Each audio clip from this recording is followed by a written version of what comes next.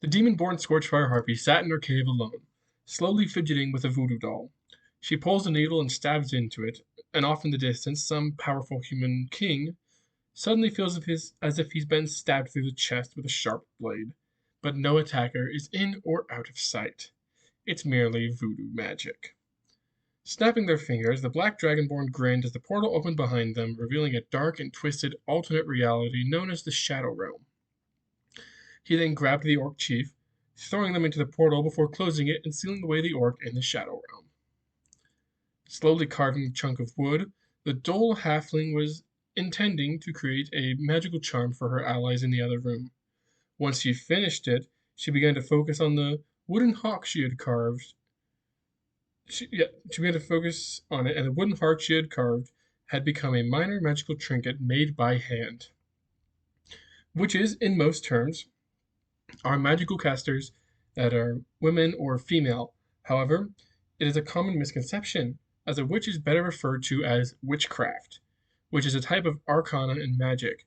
Witchcraft usually tends to be darker, but isn't always such as that, and mainly involves different runes, charms, and voodoo magic, but not all casters are dark or evil. The witch cast is a half-caster magic-based class that has a gimmick in which it creates magical items known as charms. Each witch has a charm points resource. However, these resources are used up when you create a new charm, allowing you to allowing only so many of your charms to be active at once. Your charms all require attunement for you and your allies to be equipped to them. So, as for a quick build for a witch, you want your wisdom to be your highest score, followed by your charisma. Second, choose either the hermit or the outlander background. Witches use a d6 for their hit dice. They have no armor proficiencies. The weapons they are proficient in are quarterstaffs, crossbows, daggers, darts, slings. They have the proficiency in herbalism kit, and their saving throws are wisdom and charisma. And their skills are choose 3 skills from arcana, animal handling, deception, medicine, nature, persuasion, and religion. For starting equipment, you get a quarterstaff or a dagger. Second option is a light crossbow and 20 bolts, or a sling with 20 pieces of ammunition, a priest's pack or scholar's pack, and then an arcane focus or components pouch. So let's go ahead and get into this. First off, level 1, you get Witch's Familiar and Ghostly Bond. All witches get a familiar. Starting at first level, you gain a familiar. Your familiar can be any creature with a CR lower than or equal to 1. If your familiar ever dies, you can spend 1 hour to complete a ritual to bring your familiar back. Your familiar can speak with you telepathically You can speak telepathically with your familiar as long as it is within 1 mile of you. Your familiar follows the rules of the Find Familiar spell. Your familiar can assist you. It takes its turn during your turn in initiative. In addition, your familiar's hit points increase as you level up. Each time you take an additional level in this class, then your familiar's hit points maximum increases by 1d6 plus the familiar's constitution modifier, and you reroll ones. That is a minimum of 1. So if the creature has a negative constitution, they cannot get lower than 1 for their hit points. Ghostly Bond. Starting at first level, you gain a bond with a ghost. This ghost can be someone from your past or a ghost that you've never met before. Either way, you have a bond with a ghost. Your ghost is always around you and only you can see them. Having your ghostly bond around you can do any of the following. You have advantage on insight checks. As an action, you can switch places with your ghost so long as it is within 60 feet of you. And by 13th level, you can spend an action to turn incorporeal. While incorporeal, you can walk through creatures' walls and cannot take any damage except for psychic. However, while incorporeal, you cannot see, hear, or breathe. You can only be incorporeal for 1 round and must finish a long rest before you can go incorporeal again. At level 2, we have spellcasting and charms.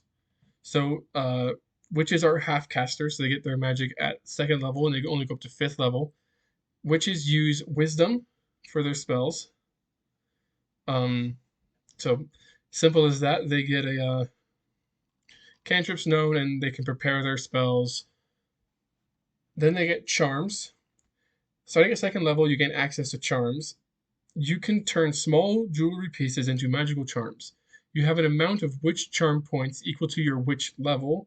Different charms cost different amounts depending on their level of power. You cannot remove the effects of a charm when creating a new charm. To gain the points back to make an... Sorry. You can remove the effects of a charm when creating a new charm to gain the points back to make the new ones. Anyone can equip one of these charms, however, one person cannot stack charms with the same or similar effects. Each charm takes an attunement slot to equip, and it takes 1 hour to make a new charm. All basic charms cost 1, greater charms cost 2, supreme charms cost 4, and legendary charms cost 6. So let's go ahead and go through this. This is the main thing of the feature. I want to go through every single one if I can. The basic charms, these all cost 1 charm point. You get Attacker Charm, which adds +1 to damage and attack rolls. Defender Charm adds a +1 to your AC. Magician's Charm adds a +1 to spell attack rolls and saving throws.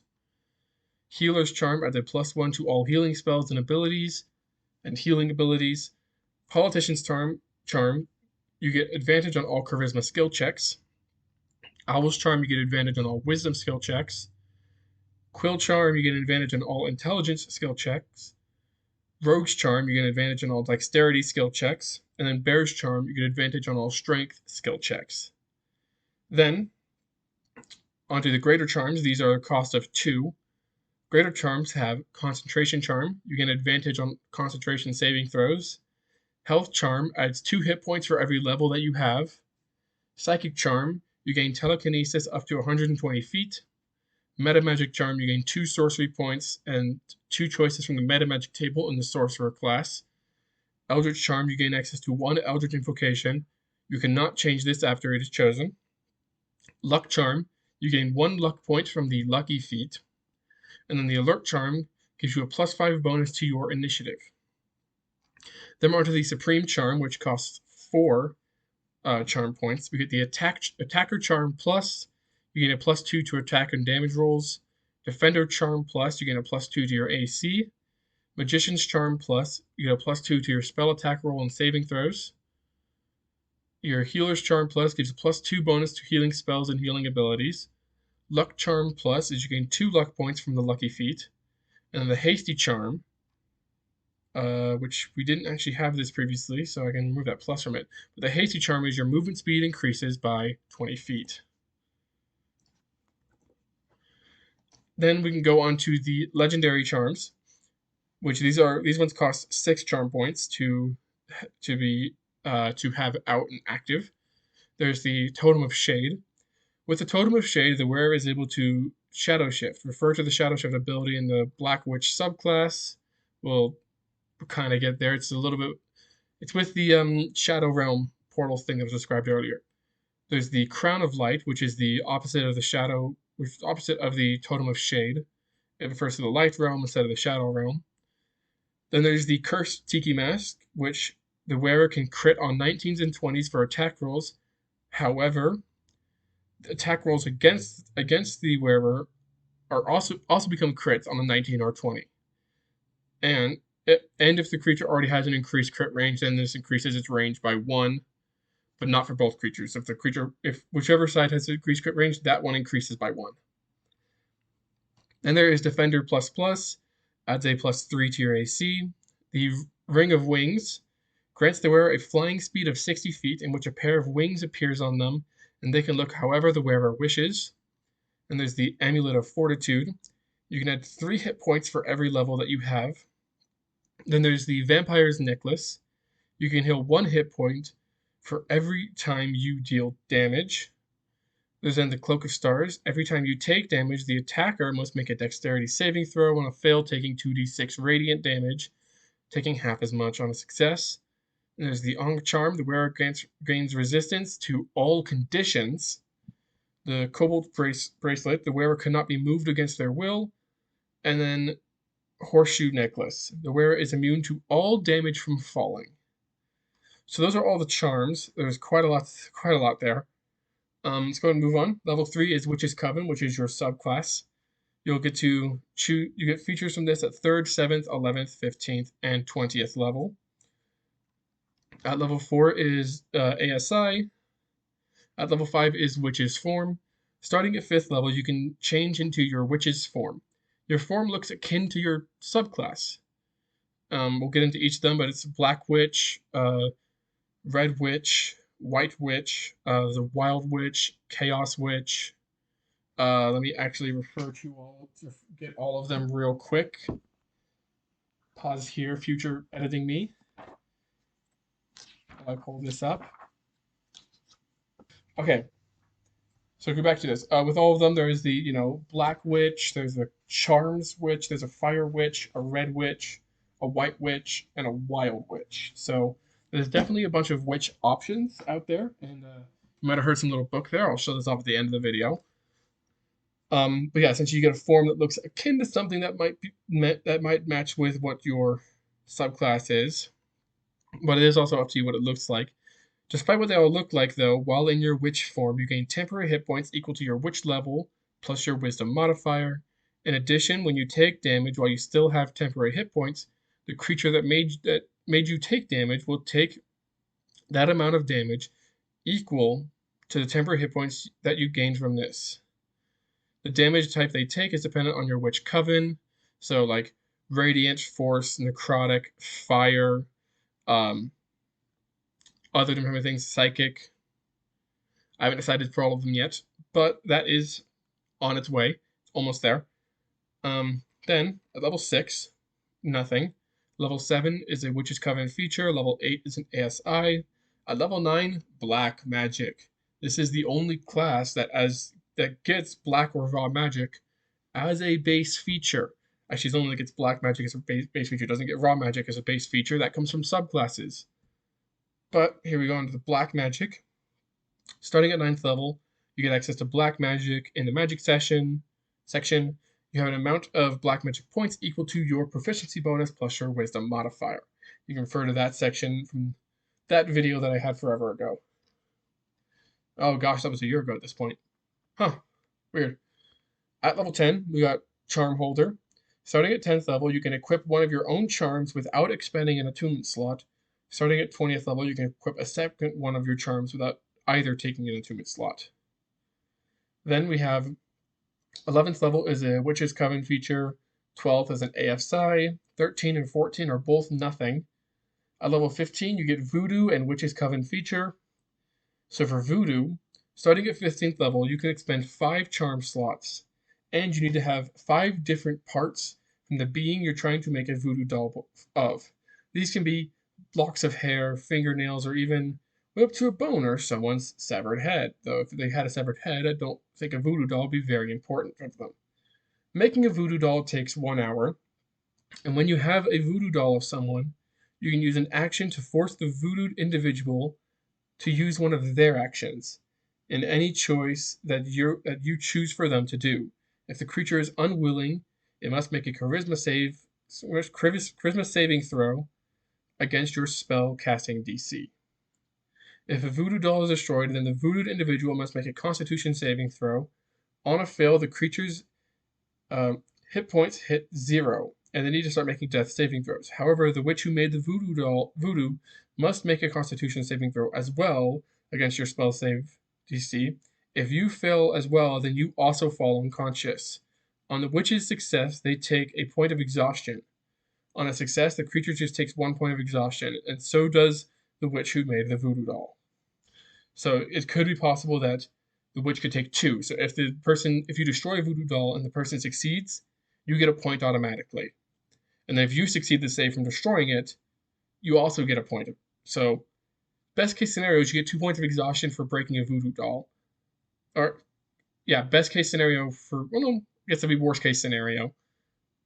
No, worst case scenario could be they succeed and you fail. But still, it's a lot of different things that can happen with it. And it's difficult to make a voodoo doll because you need 5 different parts. You can't have 5 locks of hair and use that. It has to be a bunch of different parts from someone. Fingernails, locks of hair, little different grafts of skin, parts of like shattered bones or something. Just a bunch of weird stuff from people. At level 16, we have an ASI. Level 17 is nothing. 18 is nothing. 19 is the last ASI. And then 20th level, surprisingly, Witch's Coven feature and Charm Holder 2. And that's it for the Witch class. See, it's not like super big and complicated. It's just the charms thing. It's kind of like my own little take on an artificer. But you know, I wanted to make it much more have its own vibe. So you heard this earlier in the video. There was a book. I did say this is going to be a book. And this one I have here is an early copy for me and my friends to look over because I just really wanted to try out an early physical copy of it, and I've enjoyed it so far.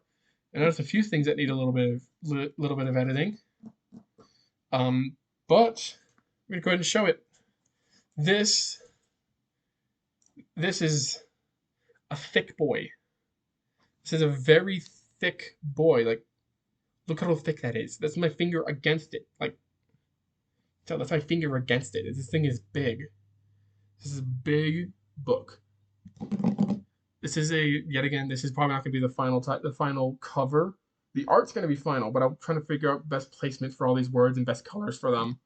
This was really to help me because it looks very different digitally than it does physically on this book. And now I know the difference on what it'll look like when I change it.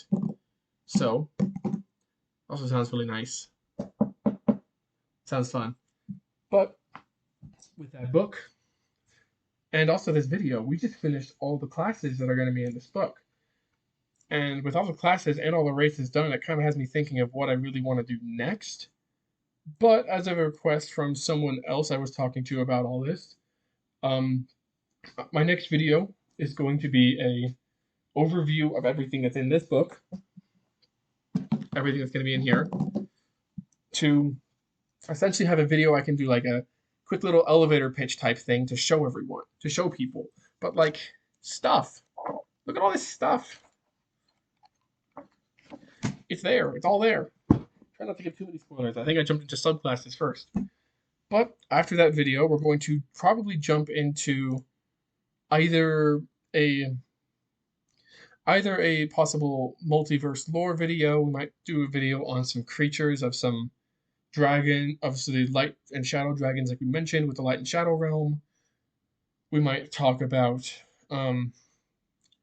pretty much anything, honestly. I don't have much ideas. I'm either going to be going with the dragons, the 7 deadly sins, a lore video, or even I might possibly start jumping into subclasses and going over my favorite subclasses from each core class that is in this book, because there is a lot. Every single core class has at least six subclasses. All of them have 6 except for sorcerer. Sorcerer has 8. And I couldn't help myself from it. I keep wanting to make more, and I had to hold myself back. I have a lot of ideas. But with that, this is the final video in this series, at least for this book. We'll see what the future holds. There's some ideas brewing in my head of what I want to do, and a few different ideas of what might happen after this book is released, which I don't have a release date yet, but it's planned. And I think that plan is actually pretty accurate this time, unlike last year when I said it was planned. I want this to be ready to be released. It's 1.0, well, at least 1.0 released version. For me, it's more like 5.8 or something like that. I keep making edits. But I want this version 1.0 to be ready and released on DM's Guild or other places. I don't know where yet. By the holiday season. I want people who really like D&D Homebrew and have friends who like D&D Homebrew to be able to get this for someone as like a holiday gift. If they want to. They don't have to. It's going to be kind of expensive. Well, a physical version is going to be expensive. Digital, not so much. Working on that. But with that, and me rambling on plenty long enough, gotta say goodbye to this series for a while. It's gonna be kind of bittersweet a little bit. But you gotta do what you gotta do. Willis. Who the heck is Willis?